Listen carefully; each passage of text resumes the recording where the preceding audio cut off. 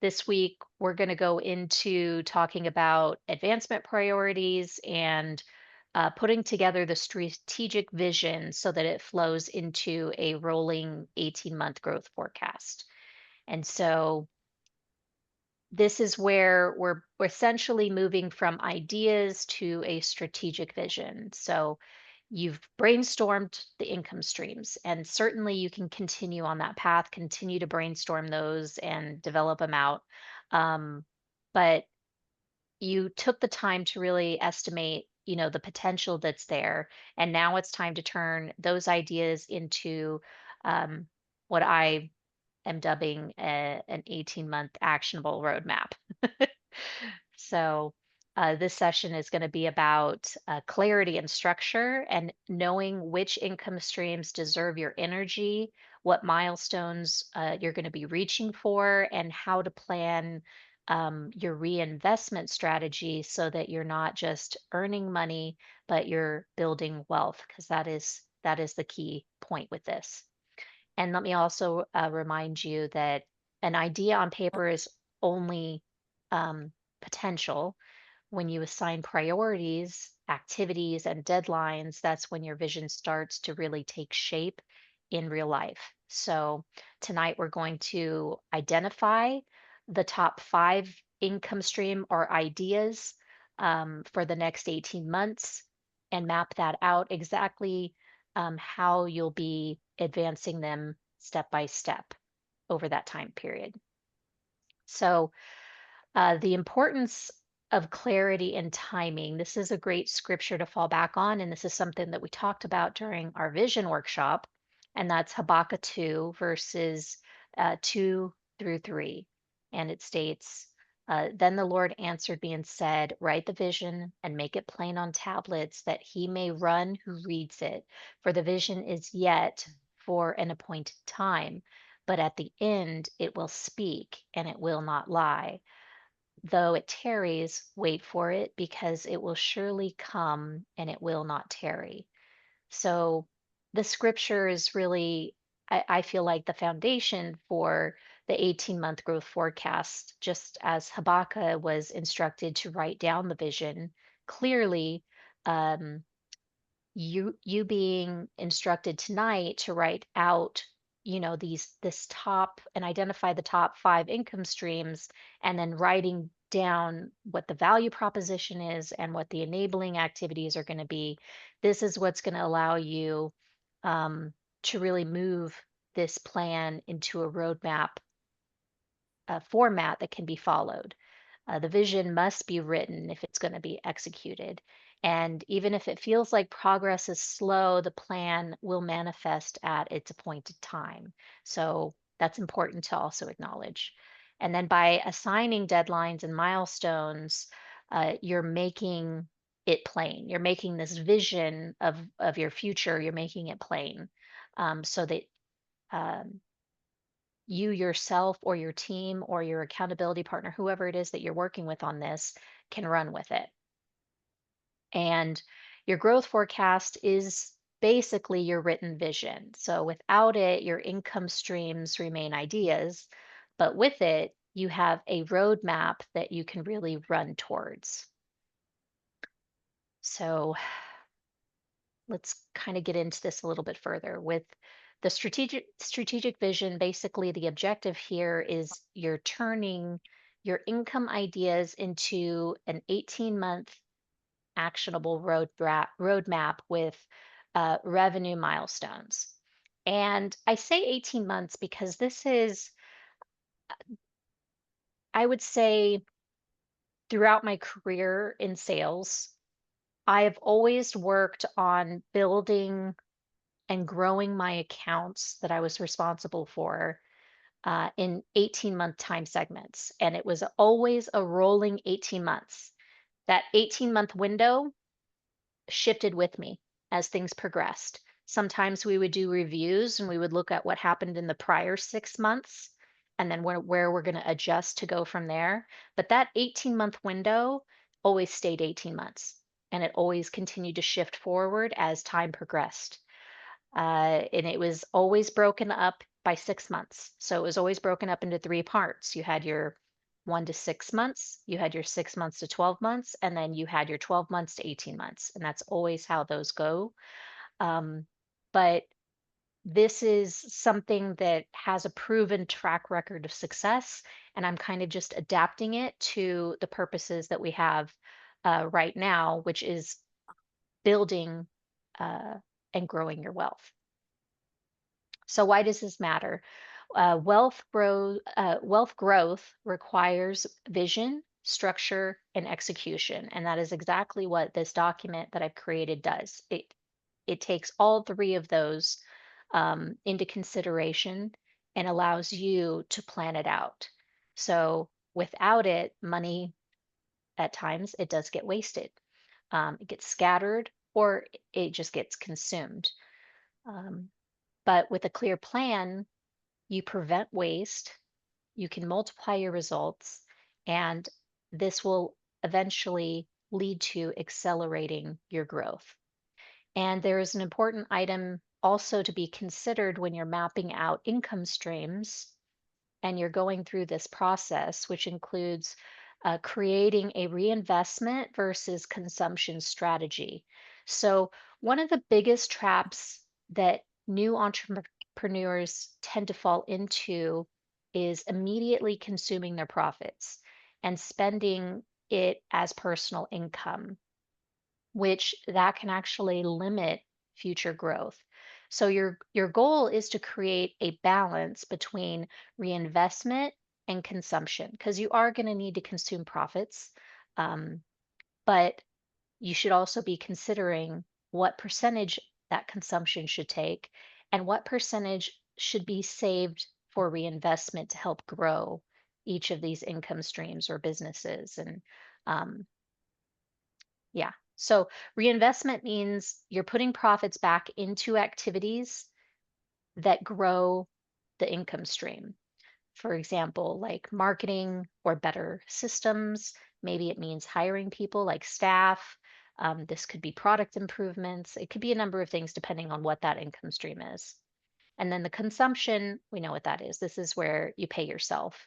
Um, and this is where your profits they get spent on your personal needs because yes you are going to need to be able to survive off your income, so there is a portion that uh, you're going to need each month to be able to support you and your family's needs, so that should be taken into consideration.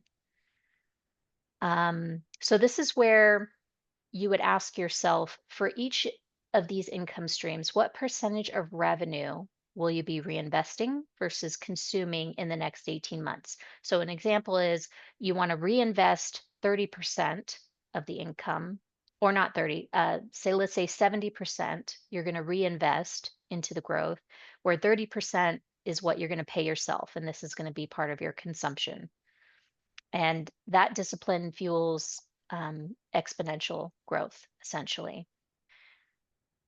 Here, this is a scripture I feel highlights the importance of setting priorities. And this is Proverbs 24, verse 27.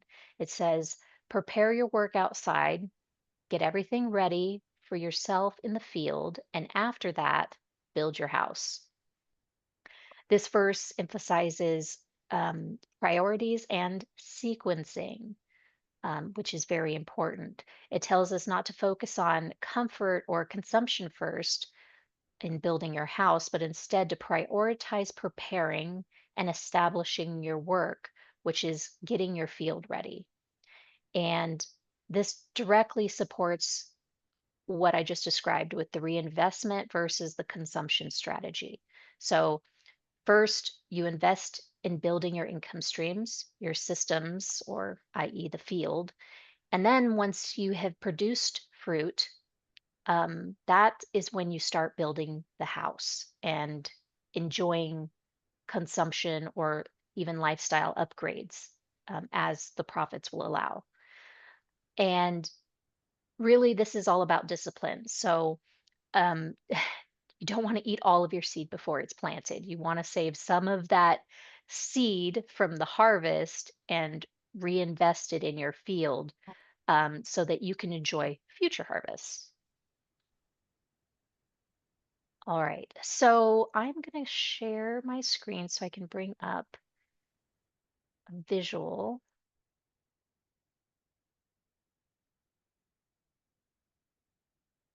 Let me know when can you guys see me or see the screen? Yep. Okay. Good stuff. So this is your advancement priorities dashboard.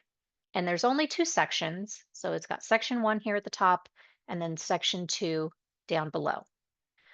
Um, So from your activities that we did last week when developing your top, 8 to 10 income stream ideas, that those are the main ones you're going to be focusing on, right? Now we're going to take the top five of those that you can immediately start thinking about right now and putting some activities or enabling activities to, right? So these income streams are going to be outside of whatever your 9 to 5 income, your primary source of income is right now. So for many of you, you work a 9 to 5 job. That's your primary source of income that you're bringing in. So you're not going to be including that one here. Um, the income streams that you have here are either maybe a project that you've actually already started. Maybe it is already generating some income for you. Maybe that's one that you want to continue to grow and build out and have it bring in more income. Or these are income streams that you haven't necessarily started yet, but the potential is there. And there's a potential within the next 18 months that this could turn into a legitimate income stream that you could start profiting from. So whatever those top five are, um, and mind you, these income streams don't necessarily have to be a business or an individual business entity. This could be something that you're doing under one business per se, but it's five different avenues of generating income, if that makes sense. So for, I'll give you some examples as we get further along in this, but essentially, it could be like developing an e-course or a digital product, writing a book, um, creating a coaching program, something along those lines, right? Something that you can tangibly assign some type of potential revenue that could come out of that activity, if that makes sense. And you're going to focus and put five into this portion of the spreadsheet. Okay, so let's get into section one, which this is all about developing your value proposition. Okay, and maybe I should go over here to. Well, I'll go over to that in a little bit later. The examples, because I put together some examples to just help you guys visually um, kind of understand what I'm trying to talk about in this. But the first thing here, so for each of these top five income streams, we're going to build a value proposition summary. And this is basically a quick statement that explains one, what is this income stream? What are the benefits? Are the benefits to you? Are the benefits to your customer? Are the benefits to an actual business that this income stream supports? Um, and then you're going to think about, you don't have to write this out, but it's going to kind of tie into what your elevator pitch might be for this, right? It's something short, it's clear, but it's also impactful. So, an example of this, I'll just show you, um, would be, let's say, the example that I listed here was my seven keys, seven door series. That's kind of based off the seven key fundamentals that I wrote about in my book. And what I wrote as my summary value proposition here is, launching a series of live training workshops focused on um, money mindset mastery and business blueprint strategies, which provides a high impact, transformative experience for aspiring entrepreneurs and kingdom builders. This advancement priority leverages live sessions to teach foundational principles of financial breakthrough, strategy, and business development, and faith-based entrepreneurship. And these interactive experiences not only foster real time engagement, but accountability and community, but also serve as a foundation for scalable and evergreen content. So it's like ever growing content. And by recording and repurposing these workshops, I can transform that into e courses, um, and obviously create passive income from this, that'll continue to equip new audiences. So your summary and value proposition obviously doesn't have to be as in depth as what I've put here as an example, but this is just to give you guys an idea of what that looks like. And guys, for all of these, I put together bullet points of what I was thinking about for each of these. And I dumped it into ChatGPT and I said, write me a summary value proposition that includes all these different areas. And honestly, this is what it came out with. So it didn't take me very long to write these summary value propositions. And I encourage you, um, you can use AI to help you and give you ideas, to brainstorm things, but also help formulate things that make sense, kind of like what I've written here, like the value propositions that we're looking at. Does anyone have any questions about the value proposition? No? Okay. And feel free to ask questions as we go through this, guys. So um, there are no dumb questions. And if I'm going too fast, let me know. Just But one thing, Jacqueline. yeah, I've got a question. I guess for me, some of the ideas that I had was based on getting the wealth and then using the wealth. So I'm just wondering, like for example, buying farmland or, buying a rentals and stuff like that. And without the wealth transfer, so to speak, or without a big influx of money, that's not happening necessarily. So how would you attack that one? absolutely. Great question. There are still many things that you could be doing right now in preparation for that wealth, especially in those areas. What your income stream is going to be? One of them could be investing in land. Another one can be investing in commercial property. There are a lot of things that need to be done upfront in advance of making any type of large purchase.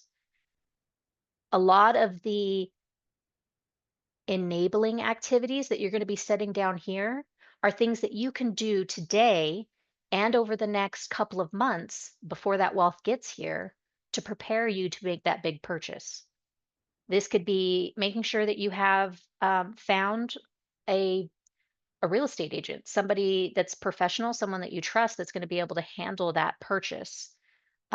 This could be you researching areas where you would even want to buy land, or researching areas where you would even want to buy commercial property. How about looking at, I mean, so right, that for those particular examples, you're going to be in a knowledge and research gathering phase, right? So that when the wealth does come, you're ready to start executing things. And it may Yeah. even be to a point too where maybe you want to start putting together a list of possible properties right now that are on the market, and that you would even be willing or interested in making an offer on. Because to be honest, you may come into money within the next 30 to 60 days. And maybe you'd want to pull a trigger in making an offer on something like that. Okay, so as far as dollars though, Uh-huh. because it's all a bit hypothetical for me, because it's like, well, hopefully this property or hopefully this land, are you with me? Am I just giving an estimate of what I could potentially earn in the future? Because it certainly won't be. Yes, exactly. Okay. So part of your research is going to be if I bought a 6 unit property that Yeah. had, 5 or 6 rentals, you're estimating how much of those rentals are going to be. That property could potentially earn you $10,000 a month. $10,000 a month is going to get you this much a year. So what does that look like? That would be your annual revenue potential that you would put down for that income stream. It's And kind of like creating a business plan in a sense. Like if you have a business plan, you write out your idea, right? And then within the business plan, you're going to project this is approximately how much I'm going to need in X, Y, and Z. And then you really start to think about everything that you do need for that. And so you are basically you could do it, you could either back into it how Jacqueline was saying, or you can look into it. Well, you probably would need to look at both ends, right? And meet in the middle somewhere. But that would tell you, like, this is how much I need, right? Like, all right, Lori, this is what I need to do. This is what I want to do. This is what I feel like I'm called to do. So this is how much I need. This is what I'm projecting in order for me to step into what I am called to do. So then it sets a goal. So it's like forward motion also. Yeah. And then you're probably going to want to think about possible financing, like to free up some of your capital. Say you only want to put down 20%. Maybe you put down a little more, like 30%, and finance the rest.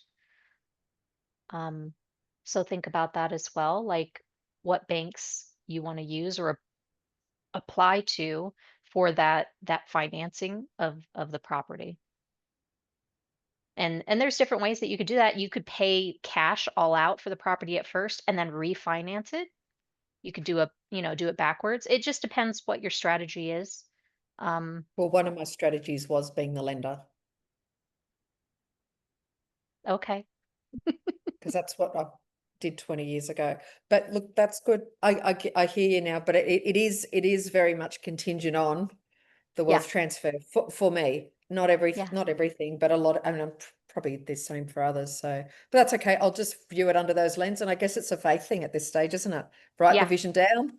The wealth's Right. coming in. Here's the vision.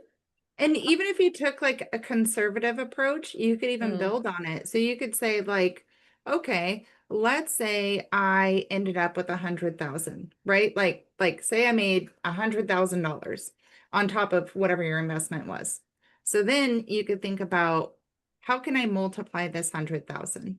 Like what can I do to multiply this 100,000 that aligns with the goal that I have in mind? My goal is to be a lender, right? Because we're called to be lenders, not borrowers, and that's your calling anyway. But yeah.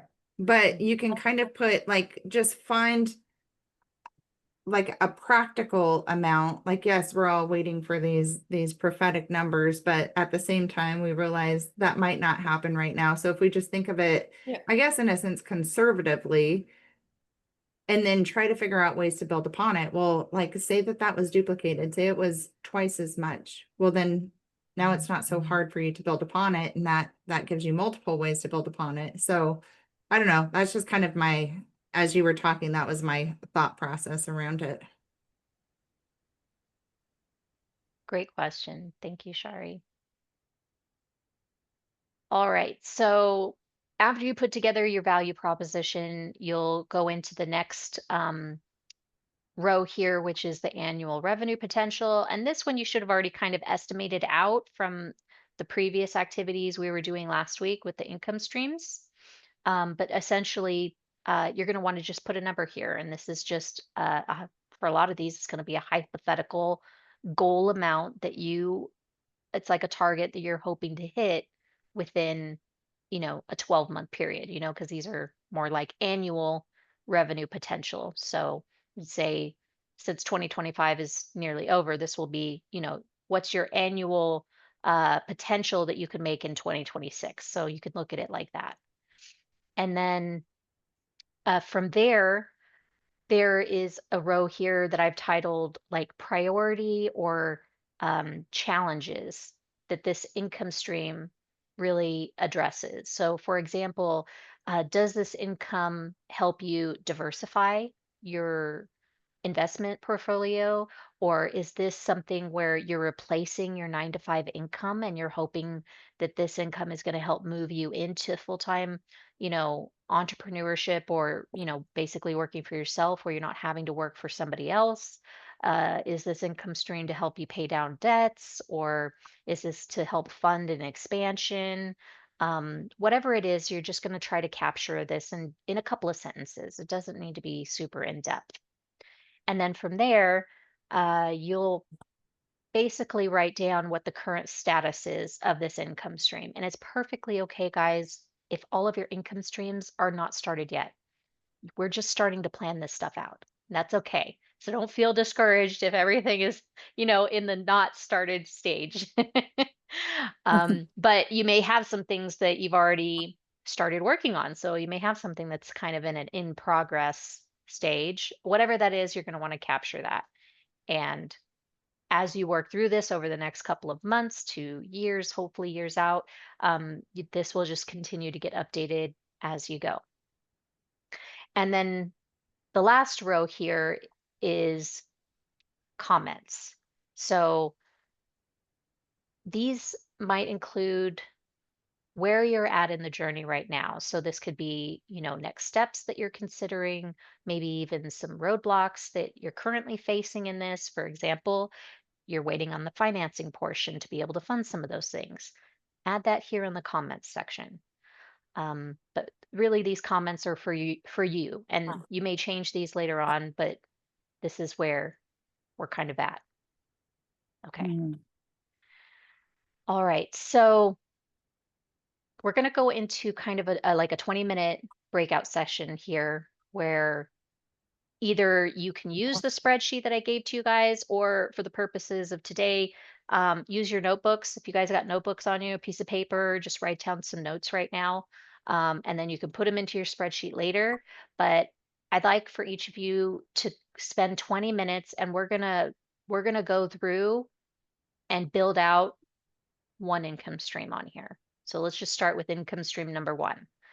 And we're going to go through and create the value proposition, which might be like, I'm going to create a 6-week beginner crypto course teaching professionals between the ages of like 40 and 60 how they can start investing confidently in crypto. And then list out what you're hoping that your annual revenue could be for something like that in the first year. And then you're going to write down a priority slash challenge that it addresses. Um, for example, this uh, replaces trading time for income, and um, start creating passive sales that could come in for me, right? So I do the work once and I get paid on it multiple times. And then um, list out any comments that you want to put here. That could be something as simple as like currently outlining modules, but I need to decide on specific content that I want to cover, something simple. So, Are we doing this as like little groups, or are we doing this for ourselves right now? you're going to do this for yourself. So, but do you guys want to break out into some small groups? I mean, we could break out into our accountability partner groups, and you guys can work together, ask questions, get some feedback from each other. Would that be helpful? Or if you'd rather just work quietly the next Oh, 20 that's minutes for fine. yourself? No, I wasn't stating a preference. I was just trying to get clarification. Well, you guys tell me. You guys want to vote? One, raise your hand if you want to do breakout session. I'll put you guys, we'll go into 2 groups, guys and girls. Probably better. Oh, you want to do it together? Yeah? Okay. Okay.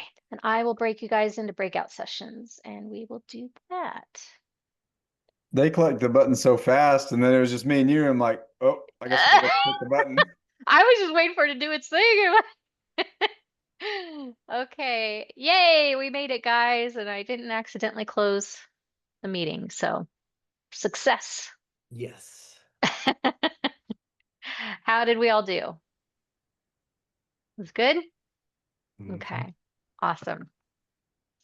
One of the other things I will bring up that Jordan brought up a great point is you can put one of your income streams on here is the trading of cryptocurrency, guys. So you know how we're all collectively we've all got investments in cryptocurrency, and we're all working on that.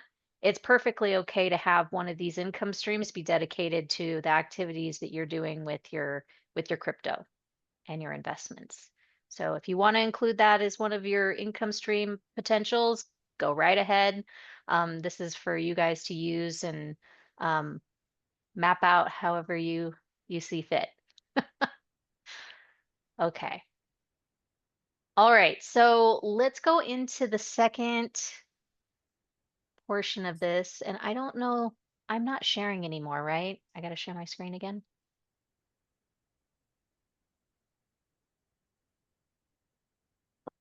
Can you guys see my screen?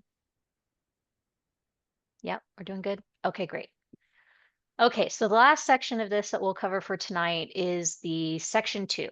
And this is where you'll be able to go in and define the advancement priorities or the enabling activities for each of these 5 income streams. So now that we've got the value proposition and the status, everything is all clear and kind of broken down.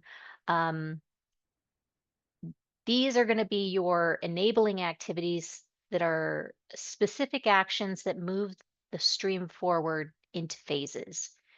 And these should be milestones essentially. So they're key points along the way that show you're advancing each of these areas forward. And think of them kind of like checkpoints on your journey for the next 18 months. So, what we're going to do is we're going to structure this by time segments. As I mentioned, the time frames are listed right here in column E. And what that looks like is you've got a 1 to 6 months, which is your immediate actions to launch momentum. You've got your 6 to 12 months. This is going to be your growth and expansion milestones.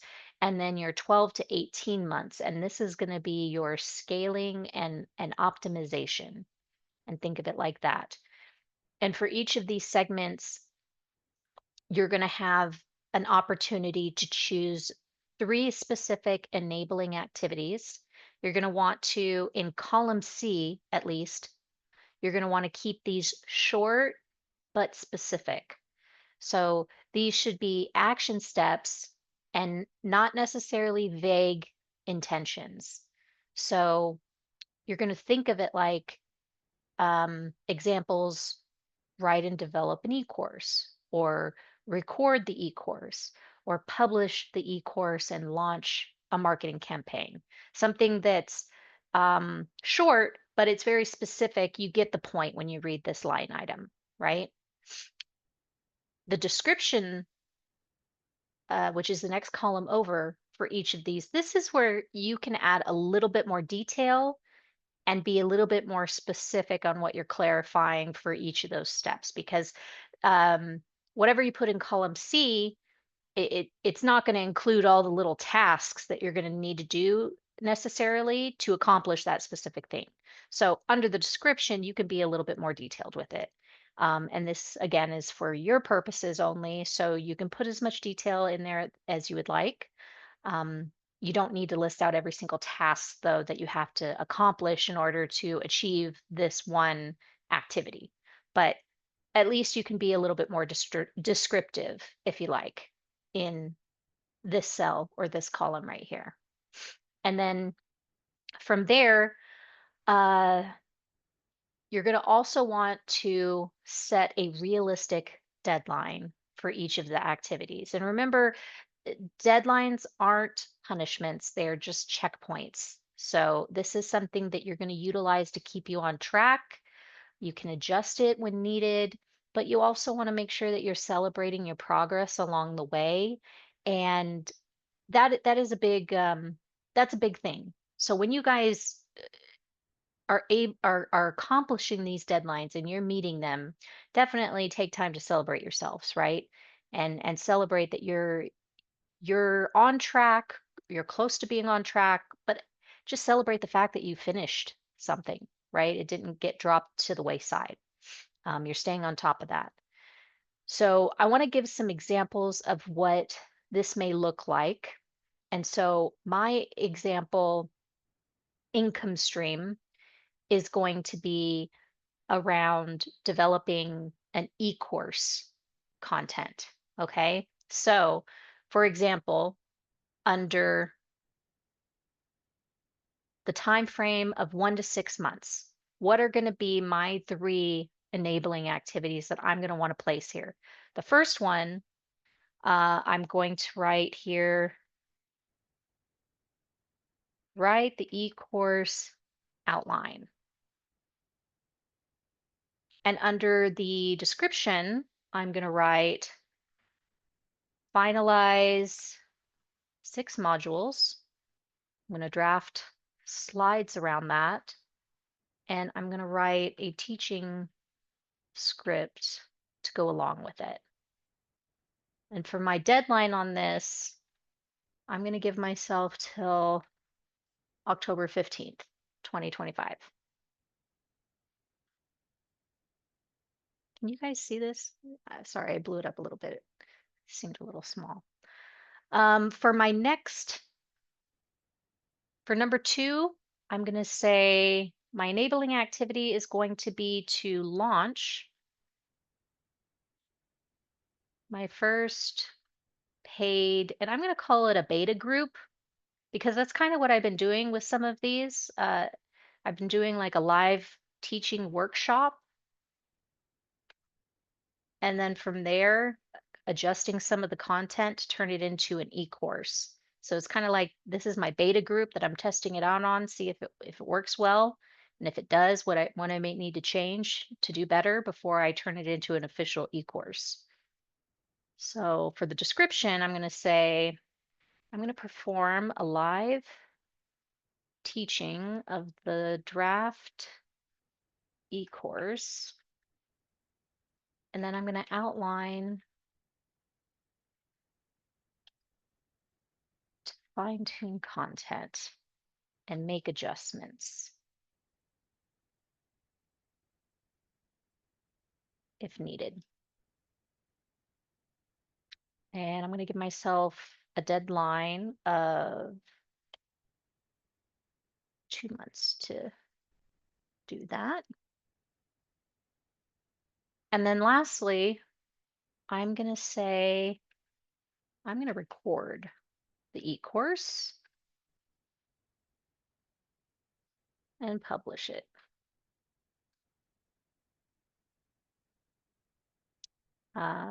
And under the description, I'm just going to say film video. I'm going to edit it. And I'm going to upload it to the platform where I'll be selling it. And the deadline I'm going to give for that is going to be January of 2026.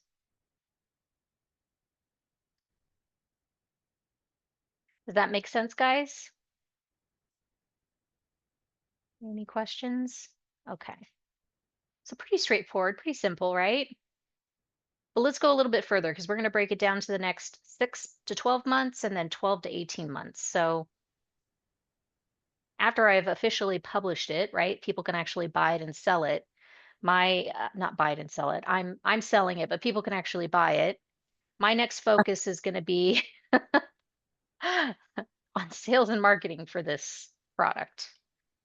So I'm going to have to design some type of sales page, maybe create some type of email subscription or some kind of sequence where I get people's emails. I can email them and let them know, hey, this product is launched.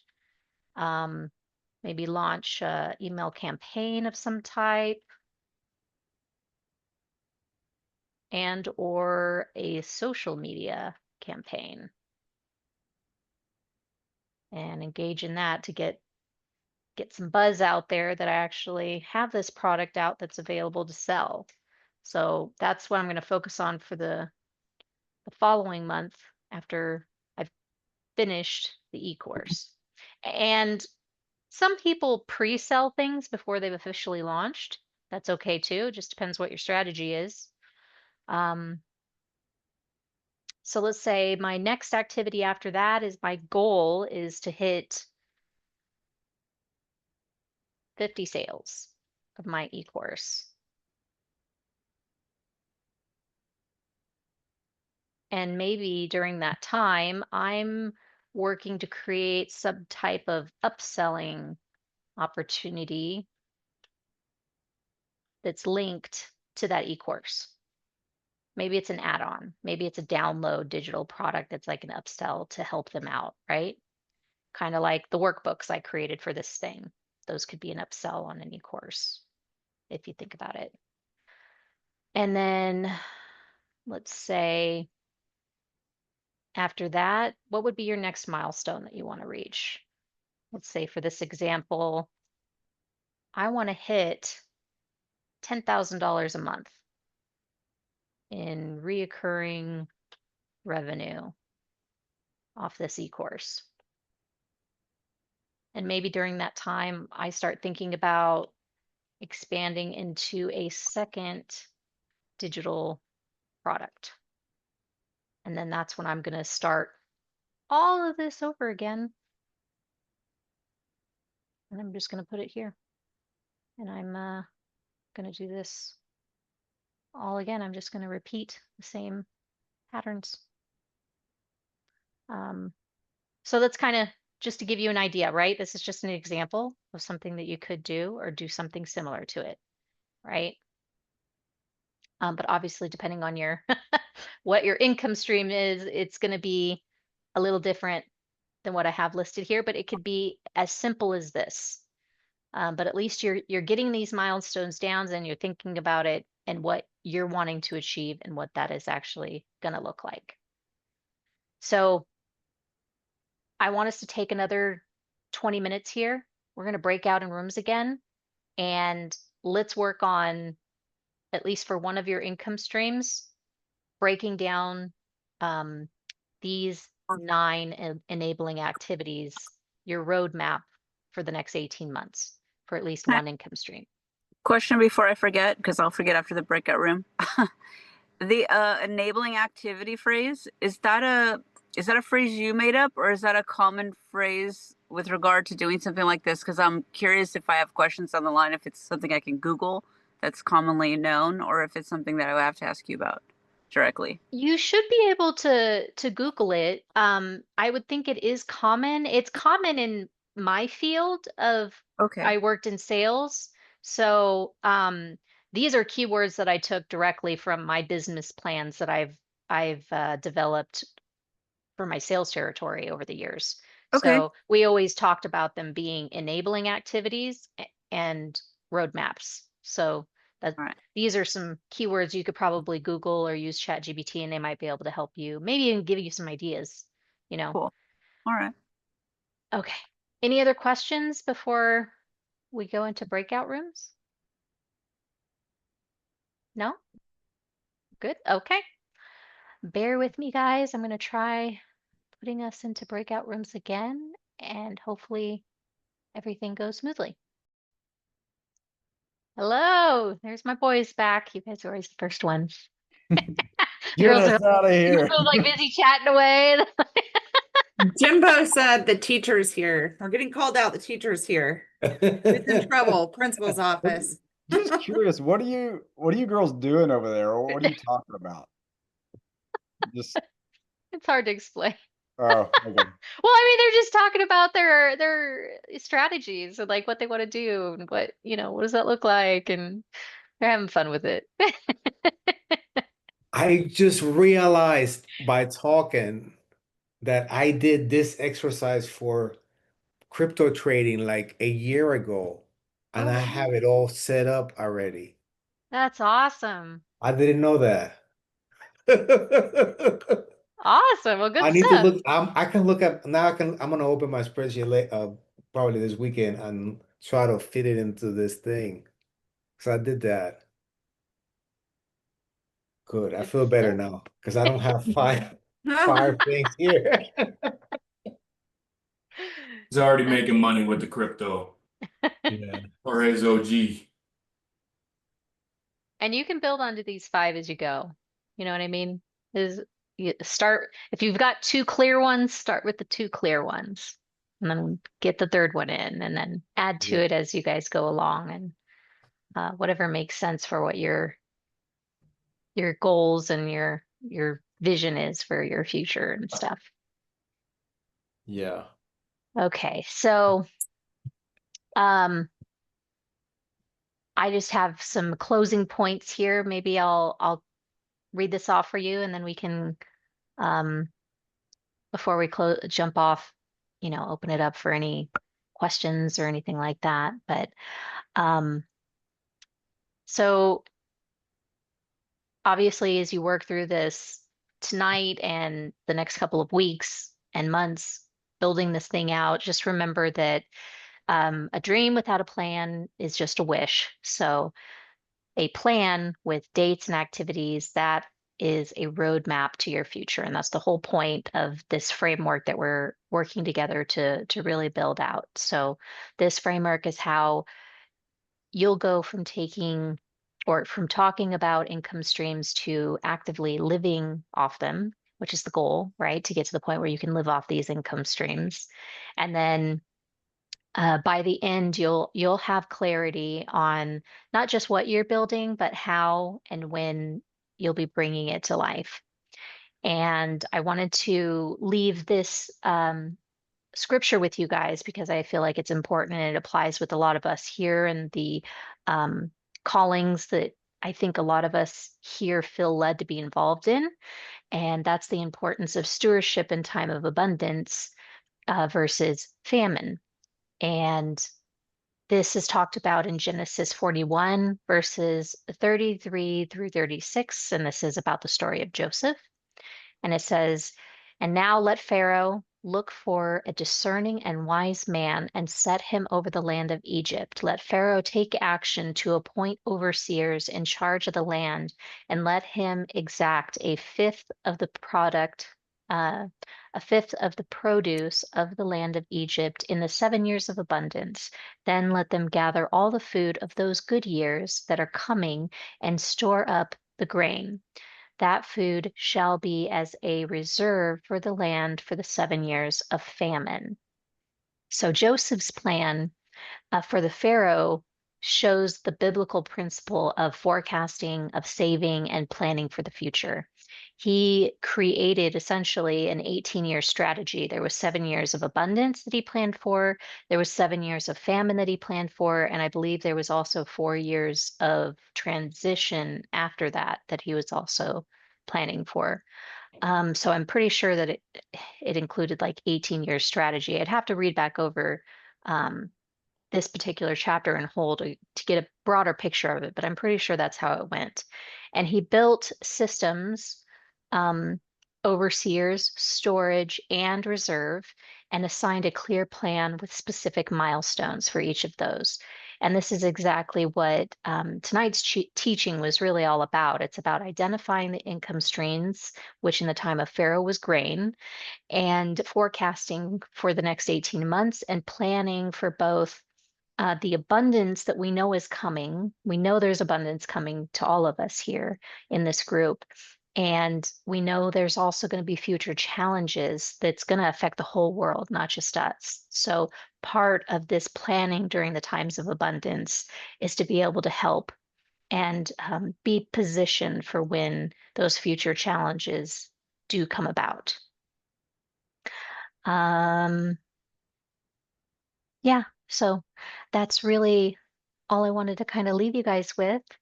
And I think you all did really great tonight. This was awesome. All of your engagement was great in the breakout sessions and stuff, and getting to work through each of these sections on this last part of the spreadsheet. But I guess before we log off, I'd like to open it up to you guys with any questions, anything you want to ask, or um, any clarification on anything. Happy to open that up here now. No pressure. If you guys don't have any questions, it's fine too. I just have a quick question. On the spreadsheet with the different tabs, is it supposed to have a lock on it? Or no? Well, you should be able to access each of the tabs. Yeah, I can access it, but I was just looking like I noticed on your spreadsheet it doesn't have the little lock in front of each tab. Is it supposed to have a lock on it? Or maybe that's Oh, part of my okay. problem. So the spreadsheet that you've downloaded has been protected. So there's certain portions of each of those tables or tabs that are locked. Gotcha. So that you don't accidentally delete any of the formatting or formulas or things in there.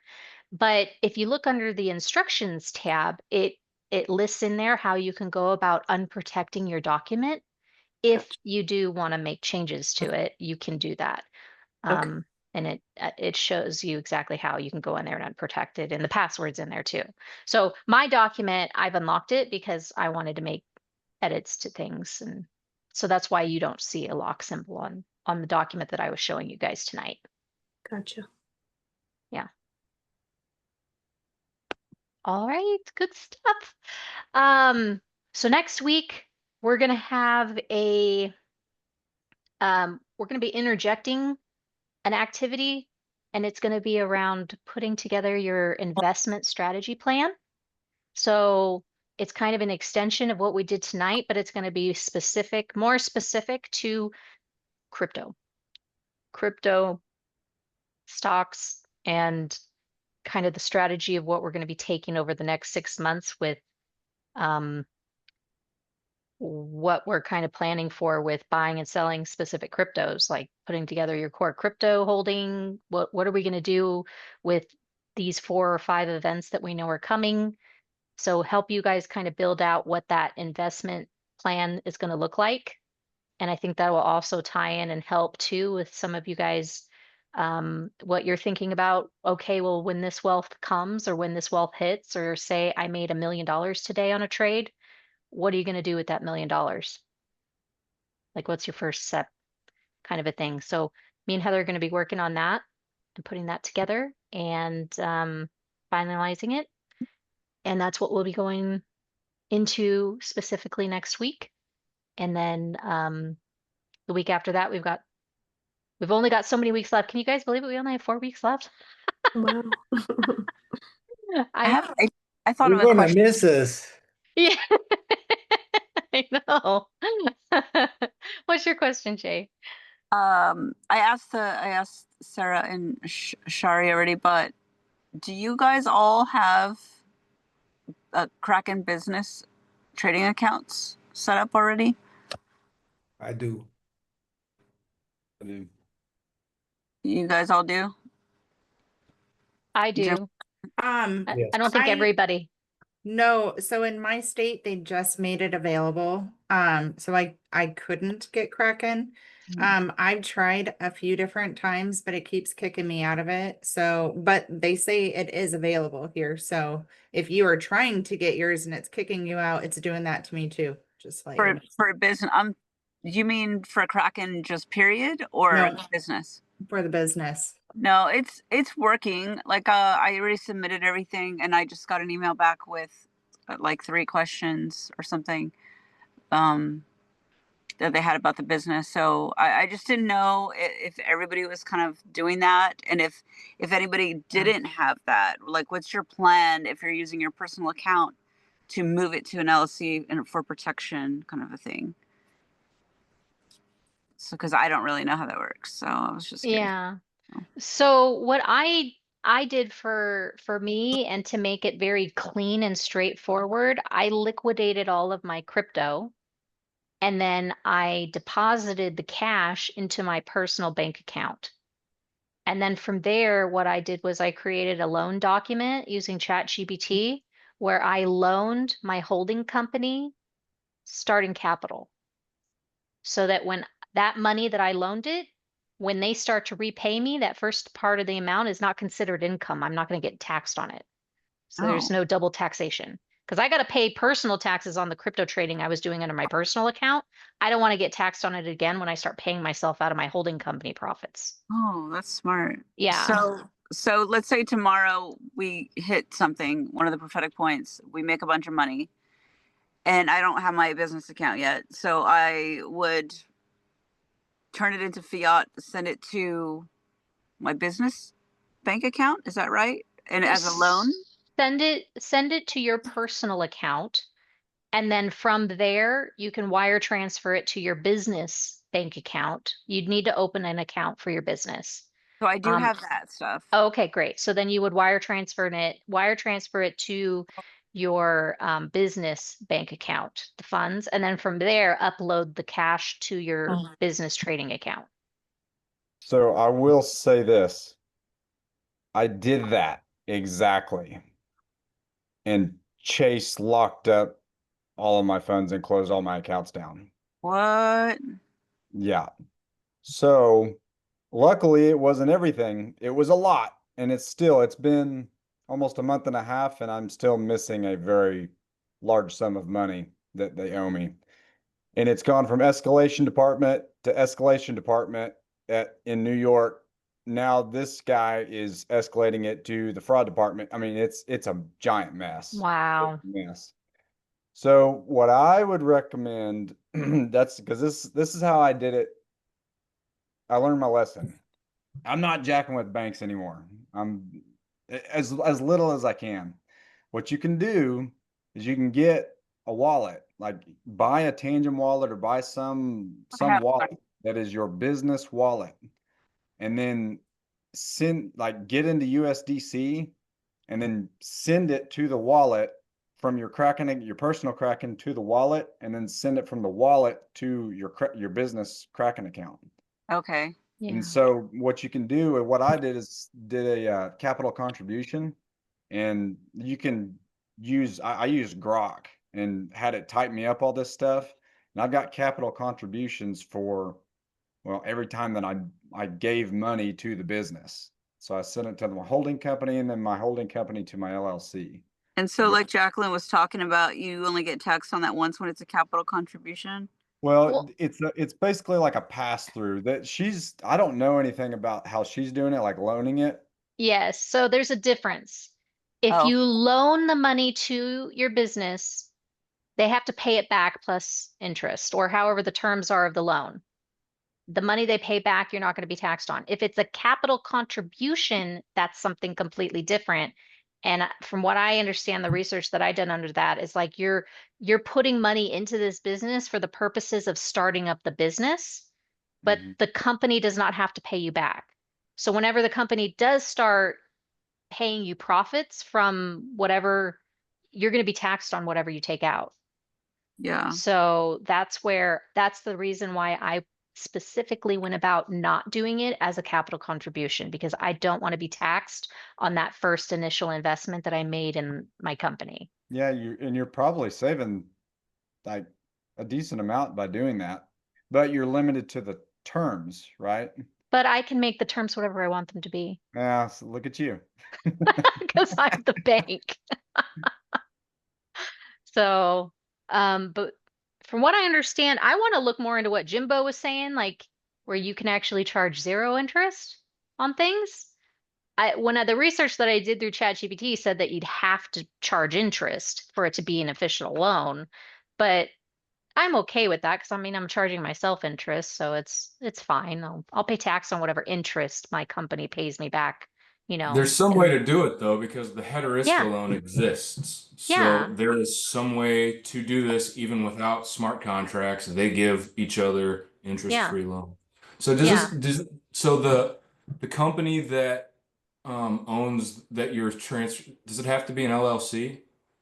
Well, I Or did can it be create an it. S corp? Because I have an S corp, and if I phase out of what I'm doing, I mean, I could do whatever I want with that business. I mean, like I was gonna take that into the guns in the direction, but I suppose Well, is from an my S corp something that understanding, can hold it?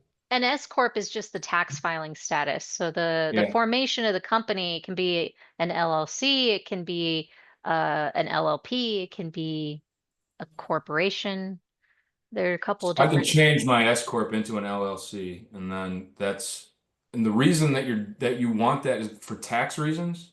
No, so when you For created your liability coverage. yeah, so when Oh, you created your company, what did you create it as? Did you create it as a limited liability company or what was the No, entity that you formed? it's incorporated as an S corp. Okay, so it's in a corporation. Yeah. Okay, because see, an LLC is different from a corporation. A corporation, you own shares, a percentage of shares within the company, where um, a limited liability, it has members. So the members can own different percentages of the company, but it's not they're not And it can be shared. just one member. It can be just one member, yes. But it can be taxed as an S corp it can be taxed as a disregarded entity, or it can be taxed as a C corp. But I think S So corps and LLCs are still pass-through entities. The difference of a corporation is it separates the entities, right? An S corp yes, and a liability is all under you essentially. So there's not really a difference between you and the business. And so then you have a corporation that is completely different, and that's where the double taxation comes in, because you have payroll taxes if you take payroll, and you have corporate taxes, and you'll have two different tax returns. S corps and LLCs will essentially roll into your own personal yes, tax return at the end of the year. And there is like a certain income clause that makes it more beneficial for you to be a corporation versus an LLC or an S corp. So I would look that up. Like what is the income threshold that would be beneficial? Because I know that you do get certain perks for being a C corp. If you were wanting to do capital stacking, like for instance, if you were wanting your holding company to be like your investment umbrella, right? Like you have multiple different companies that are all subsidiaries underneath your holding company.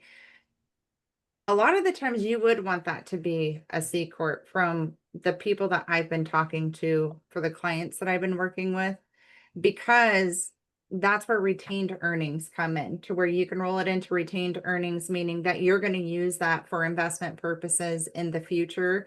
And that way it'll kind of reduce your tax liability in a sense, if that makes sense. Otherwise, I would do an LLC or an S corp.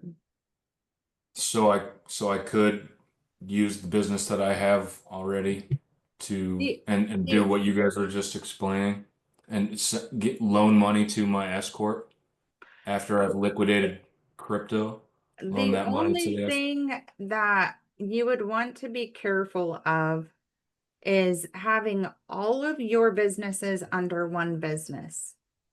Because then if something goes haywire with your painting business, then essentially they can go after your cryptocurrencies as well, because it's all under one umbrella. It's all under one business. And so the reason why people create multiple different businesses is for the protection, right? Because then your painting company or whatever your current 15% painting. Sorry. whatever it is, like it is exclusively for that, right? And then your cryptocurrencies would be exclusively for cryptocurrencies, and it doesn't subject all of it to, say you were getting sued or audited or whatever is coming down the pipeline. Yeah, my understanding is I'm an S corp, so that if somebody decides to sue me, there's nothing for them to take, basically, very little, right? Well, yeah, Like but then you don't want that's the your stuff that crypto I've in bought. All there. my equipment belongs to me, not to my business. Yeah. And that's why I would reconsider rolling all of your crypto into that account, that business, if that makes sense. Yeah, yeah, yeah. I'm not afraid of starting a slew of businesses, but Yeah. I was just wondering what I can do with that one. Probably nothing. Let it die. Let it Yeah. croak. Okay. But the reason that you do this is there's less tax to pay when you're dealing with a business. I haven't gone into this rabbit hole. I've heard everybody saying you have to do these things, but the reason. It's about the liability. the liability, Yeah. separation of liability. Okay. Yeah. And that's So that why it's not your we're all personal liability. yeah, and that's why we're doing the holding company and then however many companies underneath that. Yeah. So I took a workshop from a tax attorney that specializes in this kind of stuff. I have not set up a one-on-one to ask all of my pointed questions when it comes to everything that I have, but I do want to do that.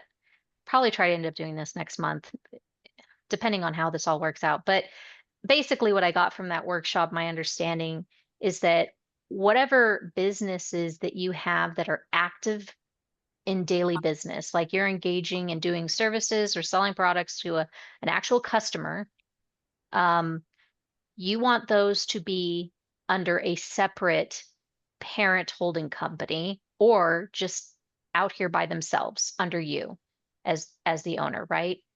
And probably in like some type of LLC or corporation structure that limits the liability between you and the business.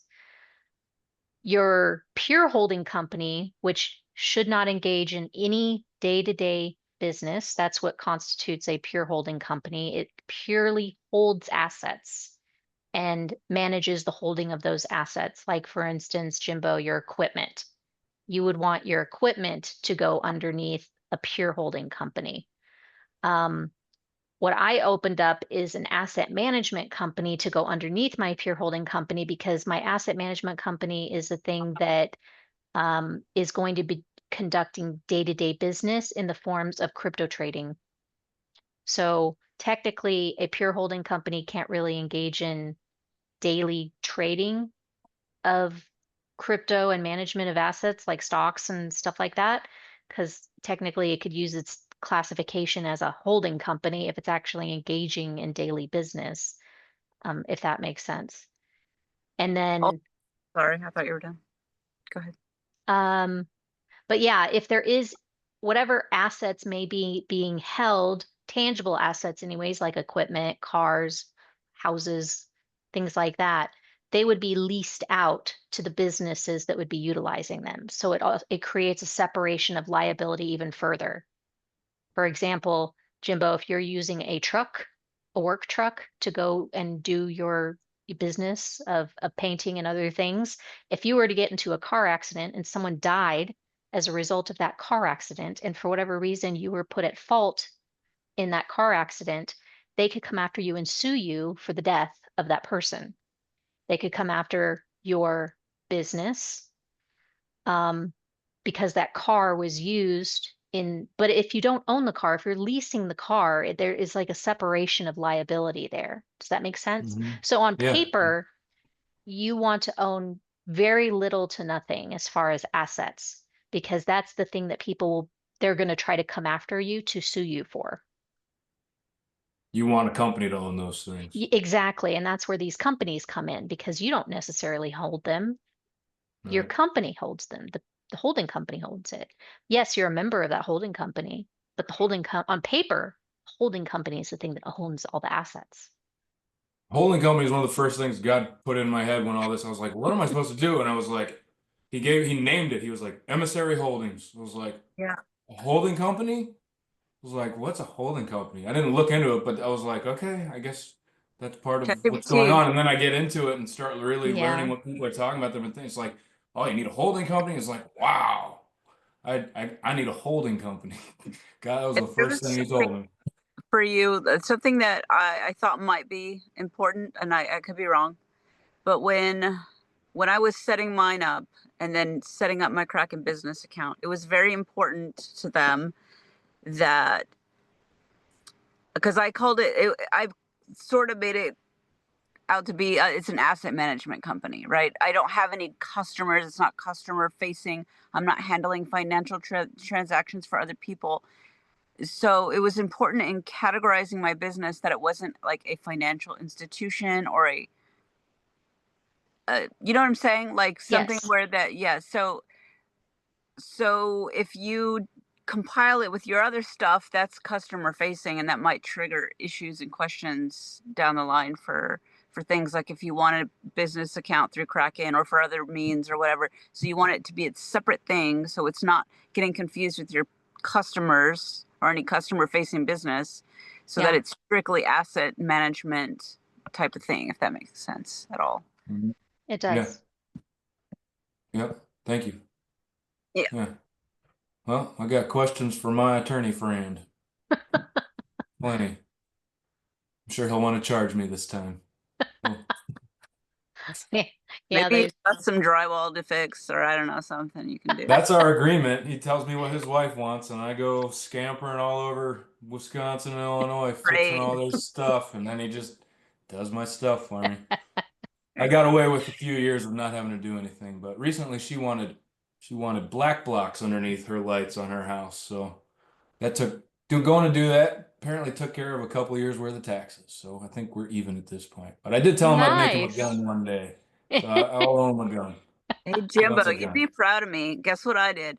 I have now installed two brand new toilets in my mom's house, all by myself with a YouTube video. Wow. Wow, that's And you impressive. and you It's really didn't. easy. No, it's so easy. Like you could The do it. hardest part is not hurting your back, but I And you understand women could can sparge. assume that position better than men can. Like, have you seen that where a man can't, he could put his head against the wall and pick up Oh, a I chair, but have. you can't Yeah. stand up straight. Mhm. Yeah, So but I didn't have to do to any of get a that. toilet in, you have to be like this, and you have to, ugh. So maybe that's a trick too. Maybe you just got to have the ladies install your toilets for you, and you don't You have know, to I could break. charge Men don't have to break 250 their bucks a back doing pop. it.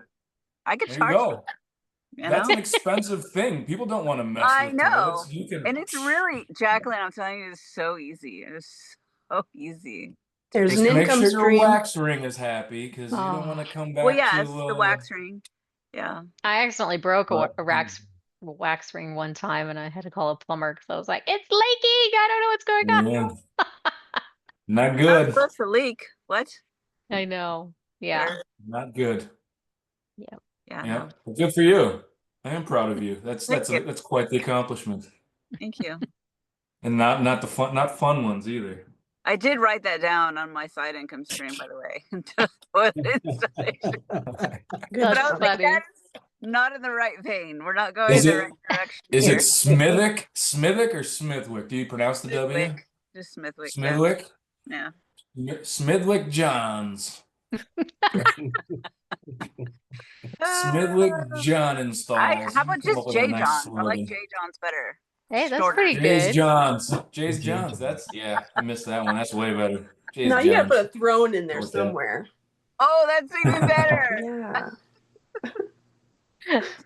You guys are I, funny. I learned that Crapper is actually the guy's name that invented the flushing toilet. So, No way. yeah, his name was John Crapper.